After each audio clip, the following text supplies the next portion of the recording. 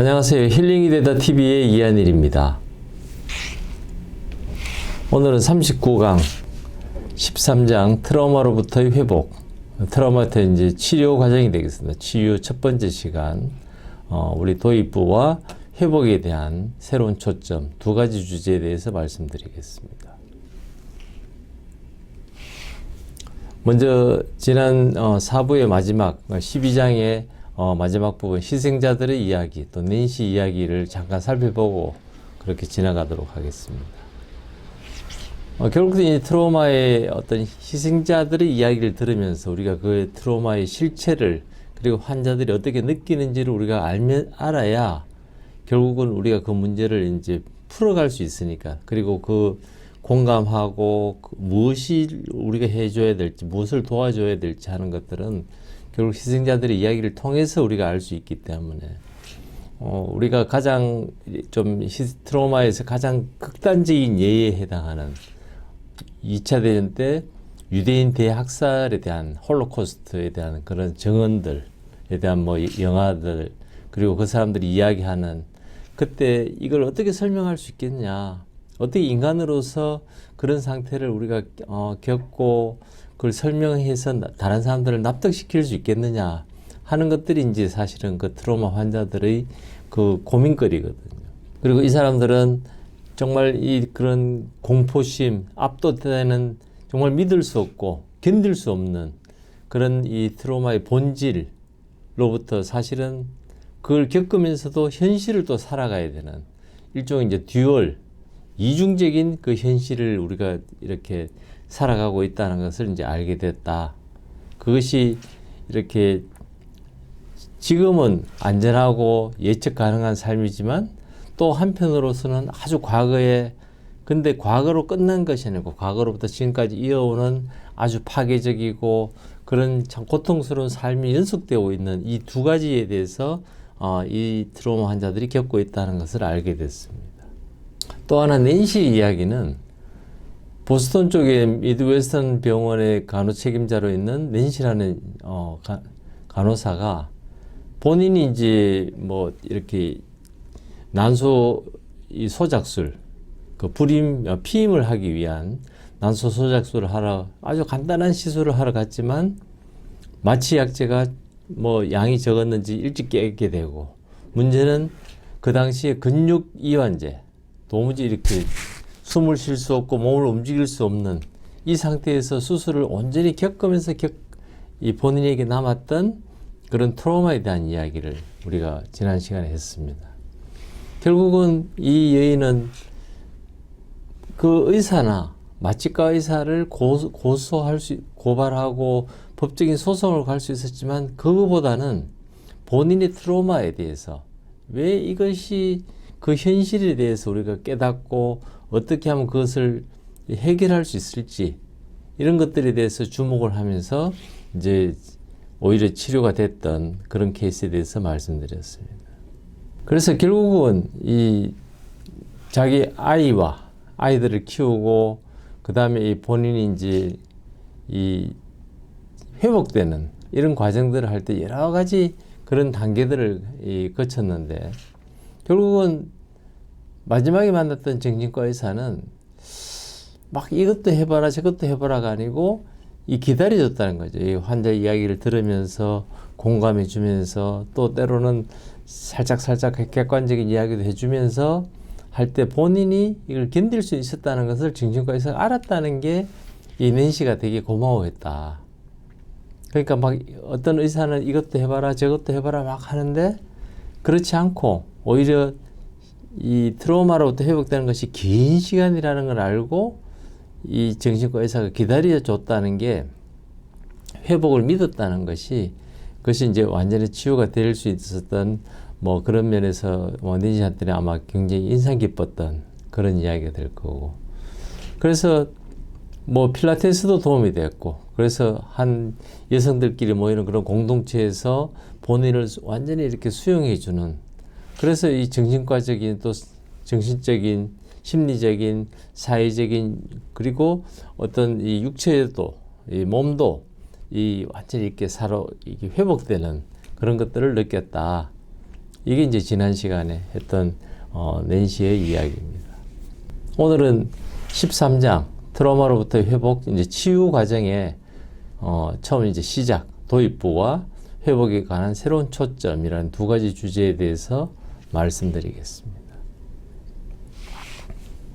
먼저 도입부를 시작하면서 이 책의 그 어떤 시를 하나 이렇게 넣어놨는데 뭐 정신과 치료를 받으러 가면서 느끼는 것들에 대해서 이렇게 했는데 마지막 부분에 내가 다른 사람들을 사랑하게 되는 언제 내가 나에 대해서 이렇게 충분히 많이 이야기를 하고 나서 그때 내가 비로소 사람들을 이렇게 사랑하게 됐다.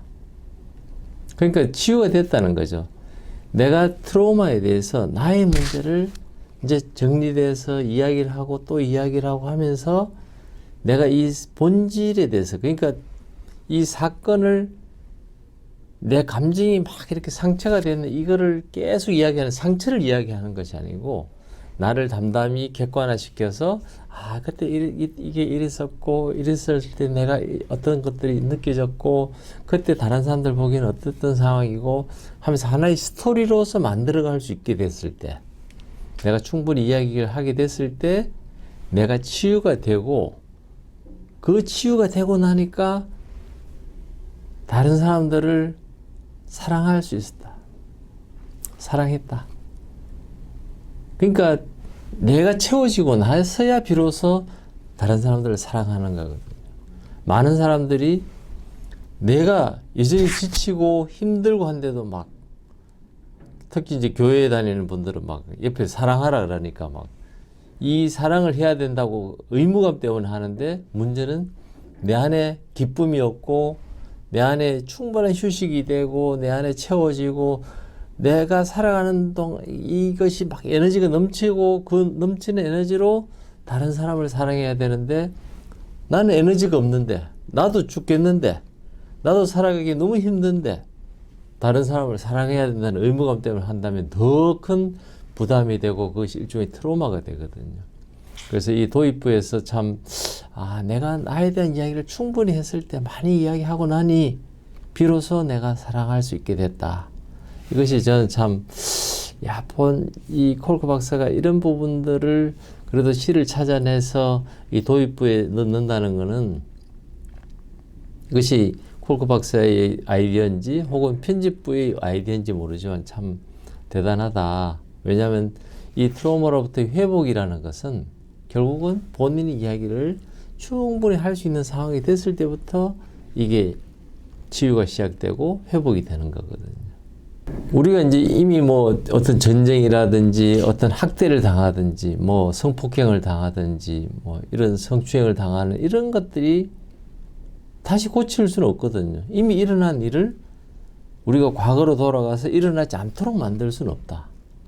그러나 우리가 무엇을 할 수 있느냐 하면 이 그 트라우마로 인해서 우리 몸에 생겨 있는 임프린트 되어 있는 것들 어떤 느낌들이냐면 이 내 가슴을 막 쥐어짜는 느낌 혹은 막 두려움, 걱정, 우울증 막 내가 나를 컨트롤할 수 없는 그런 두려움 그리고 밤에 잘 때 막 악몽을 꾸고 그런 그 기억의 고통들 그래서 내가 막 어떤 일을 집중 못하고 내가 이렇게 멀리 이렇게 떨어져 있는 세상과 유리되어 있는 듯한 안개 속에 갇힌 내 삶 같은 거 그리고 이 정말 내 마음을 다른 사람하고 깊은 교감을 나눌 수 없는 거 다른 사람들과 정말 소통이 안 되는 다른 사람들로부터 내가 떨어져서 나는 혼자 격리돼서 살아나는 유리돼서 살아나는 이런 느낌들은 치료할 수 있다는 거죠.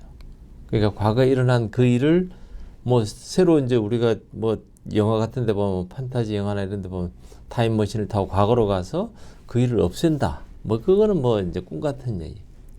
영화니까 가능한 거고 소설이니까 가능하지만 우리 삶에서는 그로 인해 우리 몸에 임프린트, 우리 몸에 정말 각인되어 있는 그런 트라우마들이 그런 흔적들은 우리가 어쨌든 해결할 수 있다.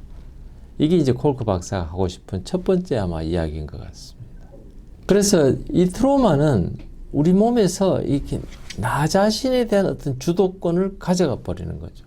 이 트로마로 인해서 생기는 우리 몸의 어떤 감정들, 어떤 느낌들이 내가 통제할 수 없는 거거든요. 내가 일상생활을 편안하게 하다가 갑자기 옛날에 트로마를 기억나게 하는 어떤 소리가 들리거나 냄새가 뭐 맡아지거나 혹은 어떤 장면들이 갑자기 생각이 나면 내가 하던 일에서 내가 알아서 계획 세우고 움직이고 하던 것들이 스톱되고 그 감정에 의해서 내가 막 때로는 이 통제되지 않은 목소리를 내거나 고함 지르거나 막 누구를 때리거나 폭행을 하거나 막 도망을 가서 구석에 숨거나 이거는 내가 원하는 삶은 그게 아니거든요. 이제 이런 것들이 트로마가 내 주도권을 이제 잃어버리게 한다는 거죠. 그렇기 때문에 우리가 회복이라고 하는 것은 결국은 내 삶의 내 몸과 마음의 어떤 오너십, 이 소유권을 내 걸 가지게 한다. 그래서 우리가 이 제목도 보면 우리는 이제 우리말로 트로마로부터 회복은 트로마의 치유라는 이렇게 뭐 간단하게 해놨지만 영어 제목은 Healing from Trauma인데 Owning Yourself, 나 자신을 소유하는 것이 트로마의 힐링이다. 나 자신을 회복하는. 내가 원할 때 잠을 자고 내가 원할 때 밥을 먹고 내가 원할 때 사람들과 만나고 교통을 하고 감정을 나누고 해야 되는데 이 감정이 막 옛날 그 트로마의 감정이 올라오면 약속했던 것도 취소해야 되고 밥도 못 먹고 잠도 잘 수 없고 그 나 자신에 대한 내 몸에 일어나는 내 몸의 신체와 마음에서 일어나는 것들을 내가 통제할 수 없는 것을 다시 회복하는 것. 그래서 내가 무엇을 아는지를 이 아는 것. 그래서 이 정말 좀 그리고 내가 무엇에 압도되어 있고 내가 뭐로 인해서 부끄럽고 화나고 내가 막 이렇게 망가져 있는지를 이 그 느낌을 아는 것. 이것이 결국은 내가 이 소유권을 내가 가지고 있다는 거거든. 그래서 이런 사람들은 되게 첫 번째는 뭐냐면 내가 어떻게 하면 그런 과거의 트로마를 기억나게 하는 소리라든지 뭐 느낌, 뭐 냄새, 장면들, 기억들이 올라오더라도 여전히 내가 아주 조용하게 일에 집중하거나 나 자신에 집중하거나 옆에 사람한테 집중하면서 이 내 조용한 성정을 조용하게 이걸 일상의 삶을 살아가는 방법을 아는 거죠. 이게 첫 번째 단계예요. 두 번째는 어떤 이미지들, 그림들, 생각들, 소리, 그 다음에 몸의 어떤 느낌들. 그래서 옛날에 그런 막 이 트로마가 있어도 내가 이 그 느낌을 유지할 수 있는 거. 어쨌든 내 주위에 있는 사람들하고 내 속에 머릿속에 생각들은 있지만 그것이 나를 되게 괴롭히지만 그 트로마 괴롭히지만 이걸 유지하면서 사람들하고 회의도 계속 마치고 또 대화도 마치고 뭐 놀러 가서 놀러 가는 것도 하고 예정된 삶을 살아갈 수 있는 거. 이게 이제 우리가 치유가 되면 일어나는 일들이거든요. 그리고 내 주위 사람들하고 충분히 이제 살아 있다는 거는 사람들하고 교통하고 뭐 같이 어울리기도 하고 같이 뭐 이렇게 회의도 하고 이런 것들이 내가 그런 트라우마에도 불구하고 이걸 할 수 있다. 그리고 마지막에 가장 중요한 것은 이 트라우마가 막 나한테 그런 느낌들이 오고 할 때 대부분의 사람들은 화를 내거나 어디 도망가서 숨거나 혹은 이 괜찮은 걸 유지하는 것처럼 보이기 위해서 막 술을 막 계속 먹거나 혹은 마약을 하거나 혹은 여자를 사귀거나 혹은 막 운동을 과도하게 하는 거. 그러니까 우리가 아드레날린 인톡시케이션, 어떤 사람들은 막 등산에 막 열심히 하거든요. 왜냐하면 등산을 해서 힘든 상황에 나를 빠뜨려야 내가 그래도 그 트라우마로부터 잊어버릴 수 있다. 어떤 사람은 막 테니스를 쳐도 막 뭐 한 두세 게임 치고 뭐 이렇게 운동 삼아서 치는 게 아니고 막 하루 종일 한다. 헬스장에서도 막 하루 종일 있다. 왜냐면 내가 집에 가면 또 트라우마 때문에 힘드니까 그냥 막 계속 이걸 한다. 이런 비밀들을 더 이상 이제 가지지 않는 상황. 그래서 아는 거죠. 아, 내가 헬스장에 오래 있는 것은 이 트라우마 때문이야. 그래서 이제는 더 이상 그렇게 하지 않고 1시간, 뭐 길어야 2시간 정도 헬스장에 있고 집에 와서 일상의 삶으로 돌아가도록 해야 되겠다. 매 주말마다 막 혹은 중간에도 막 휴가 내서 매번 등산만 가서 막 산에만 사는 사람들 혹은 다른 사람들하고 떨어져서 혼자 막 이렇게 나 홀로 집에 뭐 이런 그러니까 이제 숲속에 혼자 사는 사람들 이런 것들이 결국은 나의 트라우마라는 걸 알고 그것이 더 이상 비밀이 되지 않도록 사람들과도 이제 오픈하고 나누고 하면서 그 삶에서 빠져나오는 것 이게 이제 우리가 소위 말해 이제 회복이 된다. 회복이 된다는 것의 어떤 정의를 뭐 이렇게 이야기할 수 있을 겁니다. 그래서 이 목표는 이 결국은 뭐 한 단계 한 단계 이렇게 뭐 가기도 하지만 사람에 따라서는 여러 가지 치료들이나 단계들을 중복되기도 하고 이 각각의 상황에 다 다르다. 그러니까 우리가 생각을 픽스해서는 안 된다. 이 픽스해서는 안 되고 그리고 대부분의 사람들이 한 가지가 아니고 어떤 사람들은 뭐 한 가지를 했더니만 완전히 회복됐다. 오케이. 뭐 트라우마로부터 회복이 됐구나. 이럴 수 있지만 콜크 박사의 경험도 그렇고 저도 어떤 느낌이냐면 그 회복되는 것이 굉장히 오랜 시간에 걸쳐서 단계별로 이렇게 좋아질 때 이때는 요게 도움이 됐고 요때는 또 이게 도움이 되고 이럴 때가 있거든요.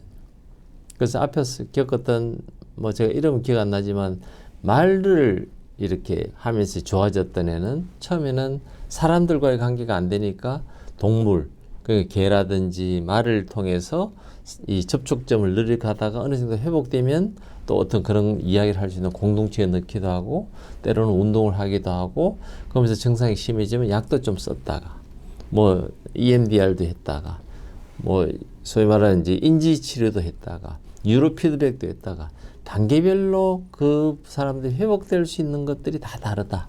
그래서 치료를 할 때 뭐 이 사람은 뭐 이거 하면 좋아져. 끝. 이렇게 한다는 거는 정말 트라우마를 모르고 트라우마로부터 이분을 정말 회복시켜 줄 수 있는 그 개념이 아직 없다는 거거든요. 그래서 조금씩의 그 변화들, 미묘한 변화들을 정말 잘 이렇게 디테일하게, 섬세하게 봐야 된다. 그리고 거기에 맞는 치료들이 다 따로 있다. 이제 이런 개념을 갖고 있어야 되거든요. 그리고 이 책에서 제가 이제 공감을 했던 거는 이 콜크 박사가 뭐 카더라 크는 것보다는 그런 카더라가 있으면 본인이 어떤 과학적으로 리서치를 하고 실험을 해서 정말 그리고 본인이 직접 해보고 아 진짜 도움이 된다 하는 것들을 이제 여기 정리를 해놨다는 거거든요.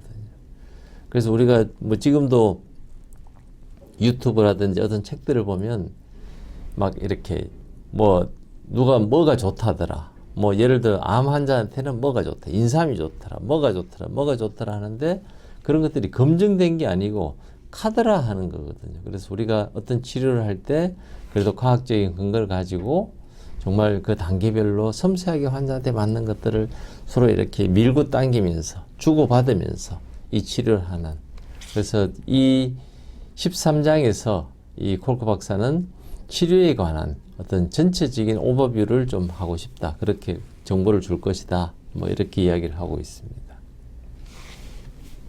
회복에 관한 새로운 초점이라는 거는 우리는 이제 트라우마 환자를 이야기를 막 그래 언제 있었어? 언제 전쟁이 있었고 너는 언제 그런 막 성추행을 당하고 어떻게 막 사고가 났고 이런 데 이야기를 하지만 실제 우리가 관심을 가져야 되는 거는 그 사고로 인해서 그 몸에 임프린트된 어떤 감정들, 육체의 어떤 감각들, 통증 같은 것들이 어떻게 각인되어 있는지 그리고 그것이 지금 어떻게 움직이고 있는지를 봐야 되거든요.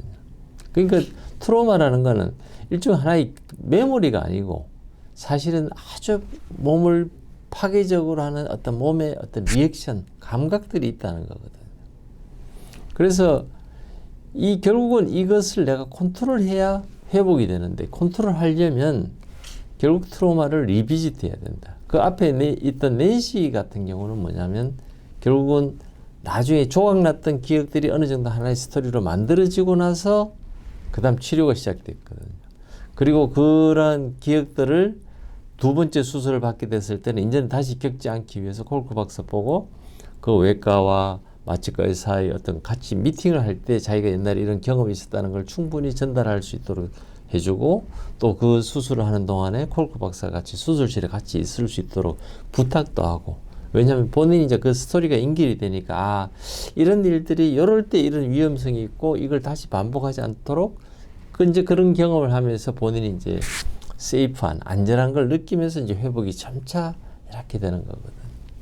그래서 결국은 이 문제는 뭐냐면 내가 어떤 감정들, 내가 과거에 트라우마가 있을 때 내 몸에 생긴 이 감정들과 싸워야 되는데, 그걸 싸우려면 내가 그 트라우마의 현장으로 다시 그 트라우마를 겪는 그 상황처럼 다시 가서 하나의 조각난 기억이 아니고 하나의 완성된 이걸 만들면서, 그리고 그거는 옛날에 일어났던 일이고 지금 나는 안전하고 그것에 의해서 다시는 더 트라우마를 받지 않는 이 상황까지 이제 우리가 가야 된다.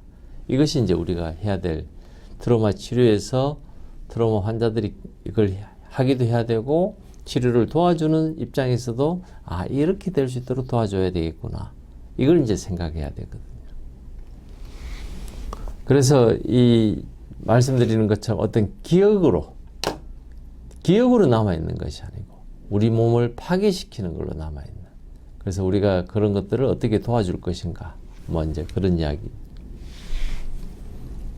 그 전에 이제 우리가 뇌에 대해서 이렇게 배웠지만 우리한테는 레셔널 브레인, 이성적인 뇌가 있고 이 감정적인 뇌가 있거든요. 근데 우리가 어떤 일상생활에서는 이성적인 뇌가 굉장히 작동을 하지만 사실은 트라우마로 인한 것들은 이 감정적인 뇌, 소위 말하면 이 전두엽까지 가지 않고 이 감정적인 뇌에서 이 편도체에 의해서 나타나는, 그래서 막 장이 막 심장이 벌렁벌렁하고 막 숨이 가쁘고 막 이런 것들, 막 어떤 그런 느낌들에 대해서 우리가 아, 이것이 트라우마에 의한 것이구나. 그래서 그런 것들이 우리를 갖다가 막 이렇게 무기력하게 만들고 뭐 완전히 망가지는 느낌 들고 혹은 긴장하고 경직되게 만들고 분노로 막 차고 나를 방어적인 자세로 하게 되는 이런 것들을 이제 우리가 알고 이렇게 내가 주도권을 가져야 된다. 뭐 결국 이제 그런 이야기죠. 그래서 이제 우리가 이 이성적이 되면 그래서 우리가 이해는 할 수 있거든요. 아, 이게 이렇게 해서 이루어졌구나. 근데 우리가 이해했다고 해서 그때 생기는 어떤 감정들, 어떤 감각들, 생각들은 그게 없어지지는 않거든. 그러니까 트라우마로부터 이제 처음에는 아예 그 개념이 없다가 조금 이제 트라우마에 대한 개념이 생기고 하나의 스토리를 엮어지면 아, 그래. 그런 느낌, 그런 것들이 있었지. 근데 그거는 그때 있었고 지금은 아니야 라고 될 때까지는 시간이 좀 더 지나야 되고, 지금은 내가 그 트라우마가 있었던 전쟁터도 아니고 뭐 성폭행을 당하는 것도 아니고 아무것도 아닌데 그 감정이 압도되면 내가 이 회의를 하던 것, 사람을 만나던 것, 음식을 먹던 걸 먹을 수 없고 잠을 자던 것도 잘 수 없는 이 상황이 된다는 거거든. 그래서 정말 그렇게 되면 뭐 이게 일상의 삶이 안 되거든요. 근데 이제 우리가 어쨌든 그럼에도 불구하고 우리가 이 상황이 아, 그래, 맞아. 끊임없이 지금은 내가 트라우마 상태가 아니야 라고 이해를 하게 되면 아주 우리가 그런 반응들을 보였던 회의를 중단하고 고함 지르고 막 이랬던 걸 이제 점차 줄여갈 수가 있고 나중에 끊을 수가 있는 거거든. 그래서 막 이렇게 나를 어떤 뭐 이 직장 상사가 막 나를 괴롭히던 사람에 대한 어떤 리마인드를 하면 그 사람을 막 비난하거나 때리기도 하고, 실제로는 이제 뭐 사랑하는 사람을 만나서 이제 데이트를 하는데 뭐 하다 보면 약간의 뭐 서로 의견도 안 맞고 트러블도 있을 수 있는데, 옛날에 트라우마 때문에 완전히 이제 끝이야. 우리는 더 이상 만날 수 없어. 나는 너하고 안 만날 거야 하고, 그럼 뭐 서로가 말다툼 좀 하다가 또 회복도 하고 이래야 되는데, 옛날의 트라우마로 인해서 이제 완전히 단절하게 되는, 이제 이런 상황들을 우리가 그래도 이제 막을 수 있다는 거죠. 그래서 제일 중요한 거는 우리가 어떤 감정적인 내에서 이성적인 내로 갈 수 있도록 자꾸 이제 내가 집중하고 훈련하고 하면, 처음에는 알아도 옛날의 감정으로 가서 막 행동했던 것들을 어느 시점 되면 점차 조금씩, 아 그래 지금은 그런 상황이 아니지, 그래 또 노력해보고 또 회복할 수 있도록 하는 그런 단계로 간다는 거거든요. 그래서 이 13장에서 이 트라우마로부터 회복, 이 정말 이렇게 많은 이야기들을 앞으로 하게 될 건데, 이제는 뭐 이런 원칙들 말고 정말 각 강론에 관해서 이제 뭐 뒤에는 이제 14장 이후로는 강론에 대한 치료가 되겠지만, 그 뒤에 언급되지 않는 강론에 대한 치료도 13장에 포함해서 될 건데, 다음 시간에는 우리가 이제 감정을 컨트롤하고 있는 시스템, 소위 말하는 이제 림빅 시스템이라고 하는 이 부분에 이 감정을 어떻게 다스릴 거냐, 또 정서적인 뇌를 우리가 잘 이렇게 돌보려면 어떻게 해야 되느냐 하는 주제로 찾아뵙도록 하겠습니다. 시청해 주셔서 고맙습니다.